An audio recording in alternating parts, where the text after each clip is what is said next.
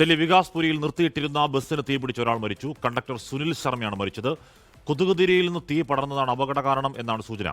PR Aravind വിവരങ്ങൾ വെച്ചിരുന്നു. അരവിന്ദ്, വലിയ തീപിടുത്തമാണ്. ഏതാണ്ട് പൂർണ്ണമായി തന്നെ ബസ് കത്തി നശിച്ചു. ബസ്സിൽ ഇദ്ദേഹം മാത്രമേ ഉണ്ടായിരുന്നുള്ളൂ. കാശ്മീർ ഇന്നലെ രാത്രി 2 മണിയോട് കൂടിയാണ് ഈ അപകടം നടക്കുന്നത്. ഡൽഹി വികാസ്പുരിയിൽ ഈ ബസ് നിർത്തിയിട്ടിരിക്കുകയായിരുന്നു. പ്രൈവറ്റ് ബസ്സായിരുന്നു. ആ ബസ്സിൽ ഉറങ്ങുകയായിരുന്നു ഈ കണ്ടക്ടർ സുനിൽ ശർമ്മ എന്ന് പറയുന്നത്. കൊതുകിനെ അകറ്റാൻ വേണ്ടി കൊതുകുതിരി കത്തിച്ചു വെച്ചിരുന്നു. ആ കൊതുകുതിരിയിൽ നിന്ന് തീ പിടിച്ചതാണ് ബസ് പൂർണ്ണമായും കത്തി നശിക്കുവാൻ കാരണമെന്നതാണ് ഇപ്പോൾ ഒരു പ്രാഥമിക നിഗമനം.